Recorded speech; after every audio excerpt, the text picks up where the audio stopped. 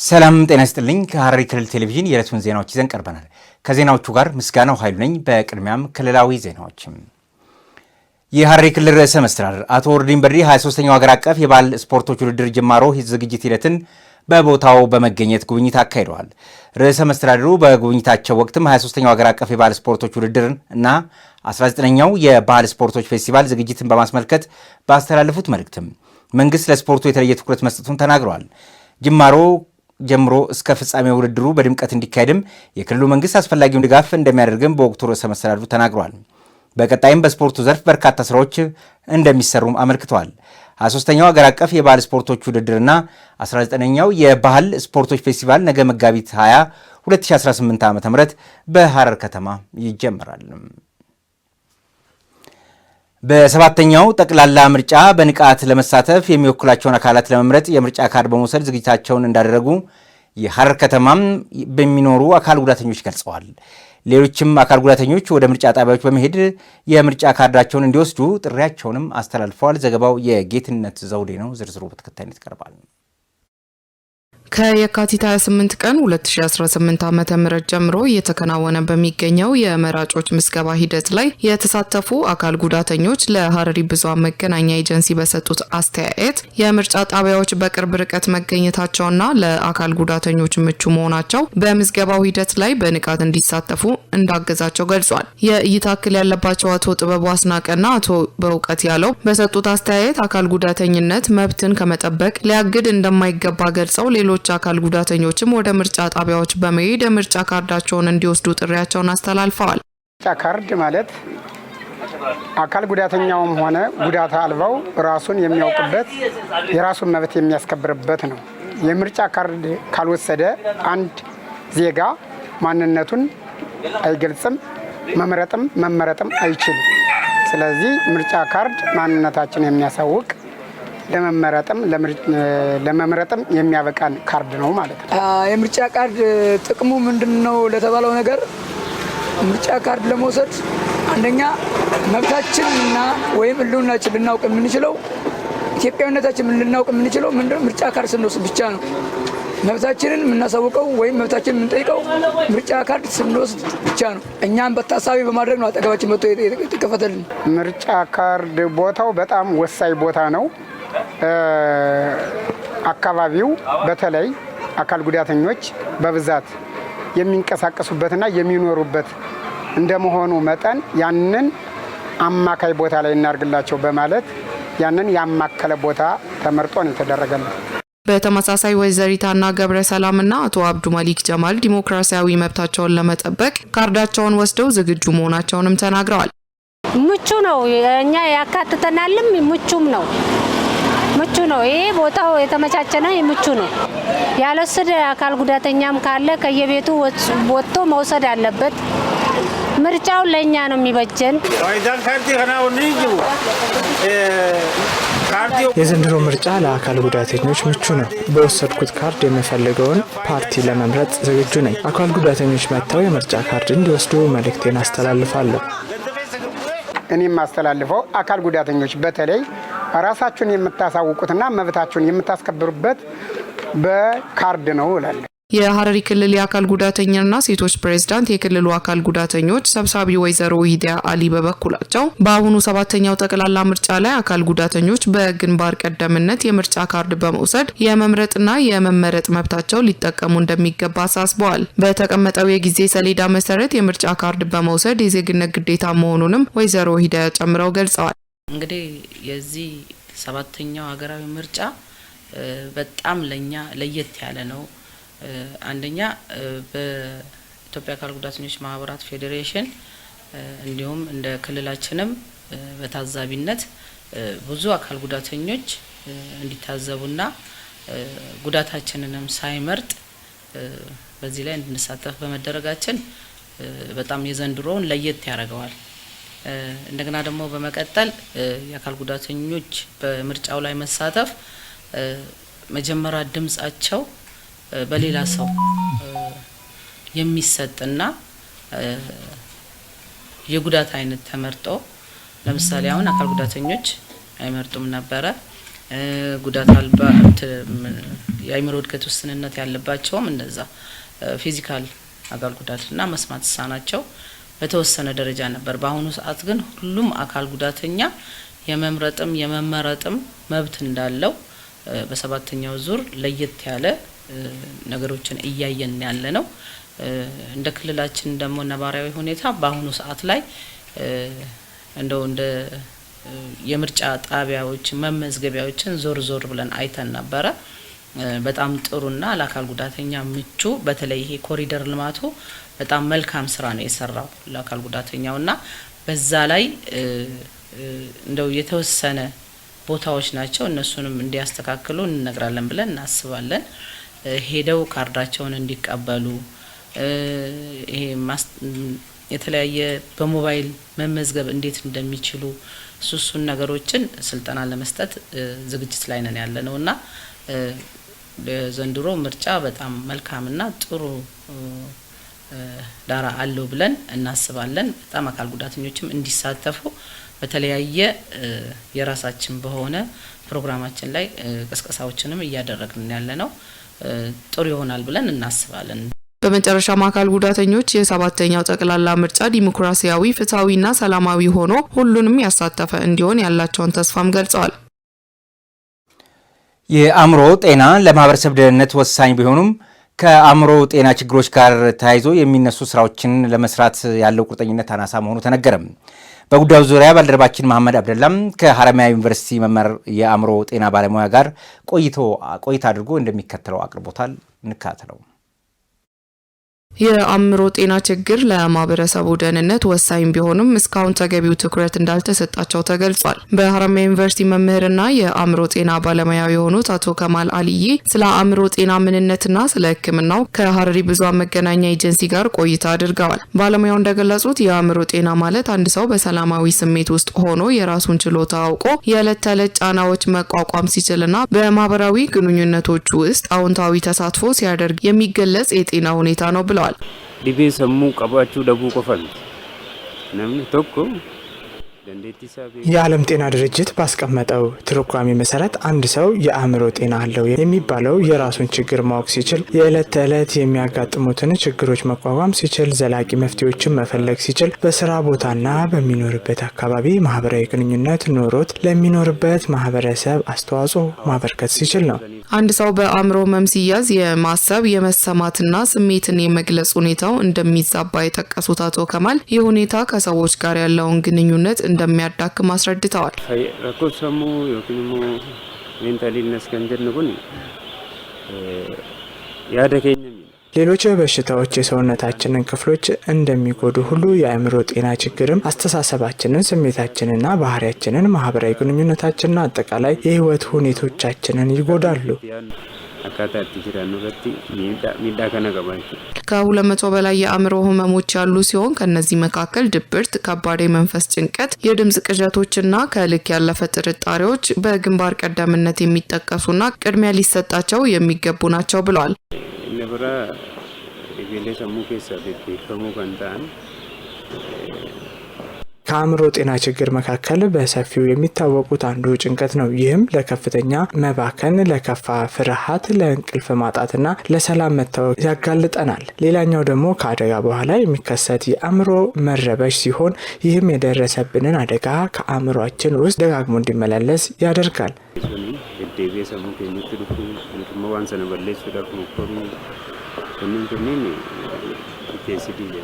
ለአእምሮ ጤና መታወክ መንስኤ ከሚሆኑ ጉዳዮች መካከል በአንጎል ውስጥ ያሉ የኬሚካሎች አለመመጣጠን፣ ለተለያዩ ሱሶች መጋለጥ፣ በልጅነት የሚደርስ የስነ ልቦና ጉዳት እንዲሁም የኢኮኖሚና የቤተሰብ ተጽዕኖዎች በዋናነት መሆናቸውን ያስረዳሉ። ወንዶተ ገረከኝ ከነቱ ባየ ኮማኒ ገንደ ወንዶታ አራደ ነው መገብሲስ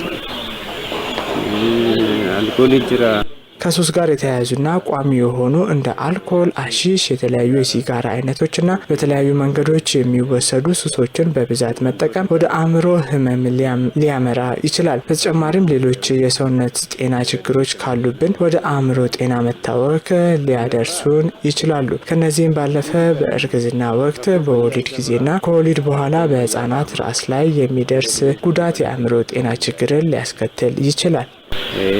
ሚዳን መታረቲ ረገው ገረዲ በሰሙ ከነች ነው ወዲደንዳይ በመጨረሻ መምህሩ እንደተናገሩት የተማረውን የማህበረሰብ ክፍል ጨምሮ ማህበረሰቡ ለአእምሮ ህመምተኞች ያለውን አመለካከት የተሳሳተ መሆኑን ጠቁመው ህመሙ እንደ ማንኛውም በሽታ በሕክምና የሚድን መሆኑን ገልጸዋል። በመሆኑም ችግሩ ሲከሰት በአፋጣኝ ወደ ጤና ተቋማት በመሄድ ተገቢውን ሕክምና ማድረግ አስፈላጊ መሆኑን አሳስበዋል።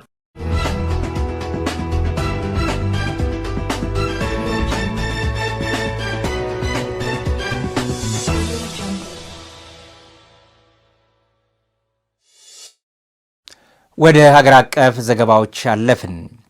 የኢትዮጵያ ብሔራዊ ምርጫ ቦርድ ያዘጋጀው ወጥ የሆነ የፖለቲካ ፓርቲዎች የክርክር መድረክ መራጩ ህዝብ በእውቀት ላይ የተመሰረተ ድምፅ እንዲሰጥ ምቹ መደላድል እንደሚፈጥር የቦርዱ ሰብሳቢ ሜላትወርቅ ኃይሉ ገለጹ። በሌላ ዜና ደግሞ 2 ቀናት ሲካሄድ የቆየው 4ኛው የኢንቨስትመንት ኢን ኢትዮጵያ 2026 ፎረም ተጠናቋል። የሚሉት በሀገር አቀፍ ጉዳዮቻችን ያዝናቸው ናቸው። ሌሎችንም ጨምረን ወደ እናንተ እናደርሳችኋለን። የኢትዮጵያ ብሔራዊ ምርጫ ቦርድ ያዘጋጀው ወጥ የሆነ የፖለቲካ ፓርቲዎች የክርክር መድረክ መራጩ ህዝብ በእውቀት ላይ የተመሰረተ ድምፅ እንዲሰጥ ምቹ መደላድል እንደሚፈጥር የቦርዱ ሰብሳቢ ሜላትወርቅ ኃይሉ ገለጹ። የኢትዮጵያ ብሔራዊ ምርጫ ቦርድ በ7ኛው ጠቅላላ ምርጫ ለሚወዳደሩ ፖለቲካ ፓርቲዎች ባዘጋጀው የመጀመሪያ ክርክር መድረክ ላይ ሰላም ለኢትዮጵያ ጥምረት፣ የኢትዮጵያ ዜጎች ለማህበራዊ ፍትህ ኢዜማ እንዲሁም ትብብር ለኢትዮጵያ አንድነት ብልጽግና ፓርቲ ተሳትፏል። የክርክር መድረኩን በአምስቱም የቦርድ ስራ አመራሮች አባላት በተገኙበት የቦርዱ ሰብሳቢ ሜላትወርቅ ኃይሉ በይፋ አስጀምረውታል። በዚህ ወቅትም የቦርዱ ሰብሳቢ ሜላትወርቅ ኃይሉ የክርክር መድረኩ የፖለቲካ ፓርቲዎች የፖሊሲ አማራጮችና ፕሮግራሞችን ነጻ፣ ገለልተኛና ፍትሃዊ በሆነ መንገድ ለህዝብ የሚያደርሱበት ነው ብለዋል። ለዚህም የኢትዮጵያ ብሔራዊ ምርጫ ቦርድ ተፎካካሪ የፖለቲካ ፓርቲዎች ሀሳባቸውን ለህዝብ የሚያደርሱበትን ወጥ የሆነ ክርክር መድረክ ለማመቻቸት በርካታ የሙከራ ዝግጅቶች ሲያደርግ መቆየቱን አስታውቋል። የክርክር መድረኩ መራጩ ህዝብ በ7ኛው ጠቅላላ ምርጫ የሚፎካከሩ የፖለቲካ ፓርቲዎች አማራጭ ሀሳቦችን በማጤን በእውቀትና በመረጃ ላይ የተመሰረተ ድምፅ እንዲሰጥ ማድረግ የሚያስችል መሆኑንም ገልጸዋል።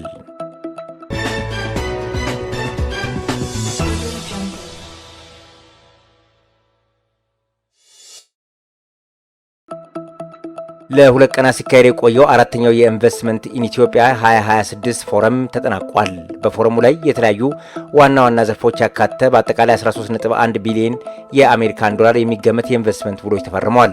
በፎረሙ መጨረሻ የተከናወኑ የፊርማ መርሃ ግብር በማኑፋክቸሪንግ፣ በግብርና እንዲሁም በአግሮ ፕሮሰሲንግ፣ በኃይልና በማዕድን በሌሎችም ዘርፎች ትልልቅ የኢንቨስትመንት ስምምነቶችን ያካተተ ነው። የተፈረሙት ውሎችም በኢትዮጵያ ኢኮኖሚ ላይ ያለውን የኢንቨስትመንት እምነቶችን የሚያሳይ መሆኑን ገልጸዋል። በተጨማሪም ለስራ ፈጠራ፣ ለውጭ ምንዛሬ ግኝትና ለቴክኖሎጂ ሽግግር ከፍተኛ አስተዋጽኦ እንደሚኖራቸው ጠቁመዋል። በተመሳይ በኢንቨስትመንት ኢን ኢትዮጵያ 2025 ፎረም አጠቃላይ 1.6 ቢሊዮን ዶላር የሚገመት የኢንቨስትመንት ውሎች መፈረማቸውን የሚታወስ ሲሆን እነዚህ ፕሮጀክቶች አሁን ላይ ሙሉ በሙሉ ወደ ስራ መግባታቸው ይታወቃል። ይህ ስምምነት ኢትዮጵያ እንደ ግንባር ቀደም ኢንቨስትመንት መዳረሻ እየታየች መሆኑን ያመለክታል። ፎረሙ አዳዲስ አጋርነቶችን ለመፍጠር፣ ቀጣይ የኢንቨስትመንት ግንኙነቶችን ለማጎልበት ጠንካራ መድረክ መሆኑን ማረጋገጡን የኢትዮጵያ ኢንቨስትመንት ኮሚሽን ለኢትዮጵያ ዜና አገልግሎት በላከው መረጃ አመልክቷል።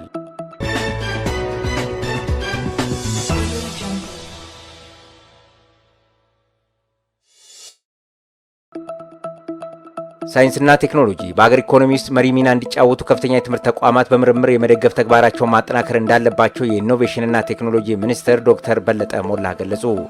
የመደወላቡ ዩኒቨርሲቲ የኢኖቬሽንና ቴክኖሎጂ ሚኒስቴር ጋር በመተባበር በቴክኖሎጂ ፈጠራና በኢንተርፕረነርሺፕ ላይ አዳዲስ የፈጠራ ሀሳቦችና ግኝቶች ላላቸው ወጣቶች ሲሰጥ የቆየውን ተግባር ተኮር ስልጠና በማጠናቀቅ የእውቅና መርሃ ግብር አካሂዷል። በመርሃ ግብሩ ላይ የቴክኖሎጂ ኢኖቬሽንና ሚኒስቴር የመደወላቡ ዩኒቨርሲቲ የቦርድ ሰብሳቢ ዶክተር በለጠ ሞላ እንዳሉት ከሆነ ታዲያ ሳይንሱ በቴክኖሎጂ ሀገር አቀፍ ኢኮኖሚ ውስጥ መሪ ሚናውን እንዲጫወት ከፍተኛ የትምህርት ተቋማት በምርምር የመደገፍ ተግባራቸውን ማጠናከር ይገባቸዋል ብለዋል። ሚኒስትሩ የሳይንስና የቴክኖሎጂ ዘርፍ ኢኮኖሚ ምሰሶ እንዲሆን በሀገር አቀፍ ደረጃ የተቀረጹ ፖሊሲ ተግባራዊ ለማድረግ በትኩረት እየሰራ መሆኑንም አክለዋል። በተለይ ክህሎትና አዳዲስ የፈጠራ ሀሳቦች ግኝት ያላቸው ወጣቶች በማወዳደር ፕሮጀክቶቻቸውን በሀገር ኢኮኖሚ ውስጥ ተጨባጭ ለውጥ እንዲያመጡ ትኩረት መስጠቱን ተናግሯል። ባለፉት 5 ዓመታትም አገር አቀፍ ደረጃም በዲጂታል ኢትዮጵያ 2025 በሳይንስ ቴክኖሎጂ ኢኖቬሽንና የፈጠራ ምህዳርን በማስፋትና በዘርፉ የዳበረ ማህበረሰብ በመፍጠር ረገድ በተከናወኑ ስራዎች አበረታች ለውጦች መታየታቸውን አመልክተዋል።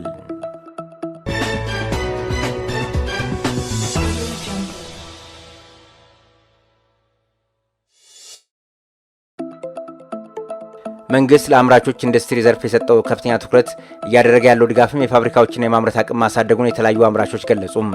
የመገናኛ ብዙሃን ባለሙያዎች በአዲስ አበባና በሸገር ከተሞች የሚገኙ የጨርቃጨርቅና አልባሳት፣ የቆዳና የምግብ ኤሌክትሮኒክስ ግብዓቶች አምራች ኢንዱስትሪዎችን የመስክ ምልከታ አድርጓል። በመስክ ምልከታው ላይ መንግስት ከሀገራዊ ለውጥ ወዲህ ለዘርፉ በሰጠው ትኩረትም ተጨባጭ ውጤቶች የተመዘገቡ ሲሆን ዘርፉ ለውጭ ምንዛሬ ግኝት፣ ለተኪ ምርቶችና ለስራ ዕድል ፈጠራ ወሳኝ ድርሻ ያለው መሆኑን በዚህ ወቅት ተጠቁሟል። የኒው ዊንግ አዲስ ጫማና ቆዳ ፋብሪካ ስራ አስኪያጅ ኢቫኖ መስፍን በዚህ ወቅት እንዳሉትም ኒው ዊንግ አዲስ ለ16 ዓመታት የቆዳና ጫማ ምርቶች ዘርፍ ሲሰማራ መቆየቱን ተናግሯል። በቆይታውም ያካበተውን ልምድ ተጠቅሞ ያመረታቸው ምርቶች ለሰሜን አሜሪካ ገበያ በስፋት እያቀረበ እንደሚገኝ አመልክቷል። በዘርፉ በዓለም ላይ ካሉ ግዙፍ ኩባንያዎች ጋር ተወዳዳሪ መሆን የቻለ ሲሆን በመንግስት በኩል ለላኪዎች የሚደረገው የፋይናንስና የሎጂስቲክ ድጋፍ መኖሩን ነው የጠቆሙት። ቡም ማኑፋክቸሪንግ የተባለ ድርጅት ስራ አስኪያጅ ጸጋ ደበበ በበኩላቸው ድርጅታቸው የተለያዩ ማቀዝቀዣዎችንና ሌሎችንም ማምረት ላይ ተሰማርቶ እየሰራ ስለመሆኑ ተናግሯል። በተለይ ደግሞ ከውጭ የሚመጡ ቴክኖሎጂዎችና እውቀቶችን በሀገር ውስጥ በማስረጽ ውጤታማ ስራ እየተሰራ እንደሚገኝም ገልጸዋል። እስካሁን ለ400 ዜጎች ቋሚ የስራ ዕድል በመፍጠር መቻሉን ተናግረው መንግስት እያደረገ ያለው ድጋፍ በተኪ ምርቶች ላይ ተጨባጭ ውጤት እንዲያመጡ ማስቻሉንም ተናግረዋል።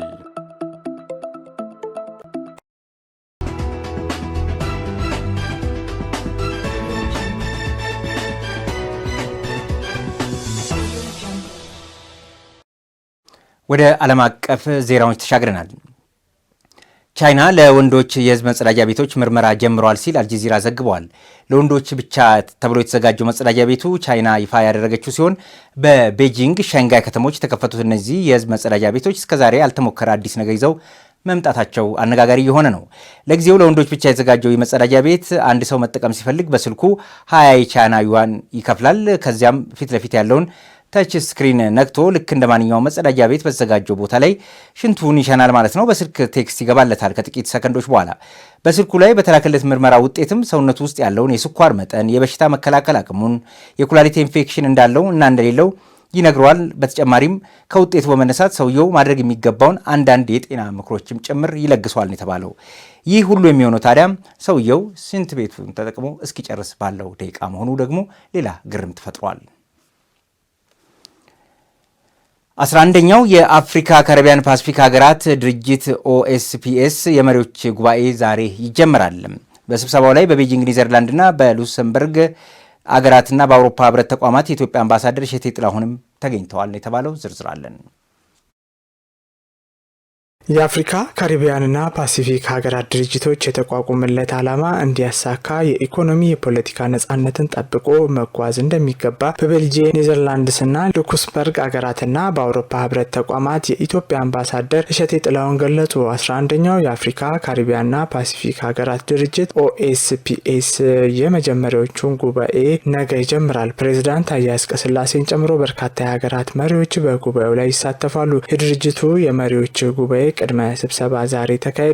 በስብሰባውም በቤልጂየም፣ ኔዘርላንድስ እና ሉክስበርግ አገራትና በአውሮፓ ህብረት ተቋማት የኢትዮጵያ አምባሳደር እሸቴ ጥላሁን ተገኝተዋል። አምባሳደር እሸቴ በስብሰባው ላይ ባደረጉት ንግግር የአፍሪካ ካሪቢያንና ፓሲፊክ ሀገራት ድርጅት ለአባል ሀገራቱም ሆነ ለመላው ዓለም ወሳኝ አስተዋጽኦ ማድረግ እንዲችሉ ራስን በገንዘብና በመዋቅር ማጠናከር እንዳለበት ገልጸዋል። አስቸጋሪ በሆነው የዓለም ተቀያያሪ የኢኮኖሚና ፖለቲካ ሁኔታ ውስጥ ድርጅቱ የአባል ሀገራቱ ጥቅም እንዲከበር በትጋት መስራት እንዳለበት አመላክቷል። አምባሳደር እሸቴ በተለይ ከኢዚያ ጋር በነበራቸው ቆይታ ድርጅቱ እንደ አውሮፓውያን አቆጣጠር በ1975 ከቅኝ ግዛት በኋላ የተመሰረተና በቅኝ ግዛት ሲጎዱ ለነበሩ የአፍሪካ ካሪቢያንና ፓሲፊክ ሀገራት አለኝታ እንዲሆን ታስቦ የተመሰረተ መሆኑን አስታውሰው ኢትዮጵያ ለዚህ ድርጅት መጠናከር ትኩረት ሰጥታ እንደምትንቀሳቀስ አስረድተዋል። ባለፉት ጊዜያት የድርጅቱ በጀት በአውሮፓ ህብረት ድጋፍ ይሸፈን እንደነበር ገልጸው ድርጅቱ የተቋቋመ ለትን ዓላማ እንዲያሳካ የኢኮኖሚና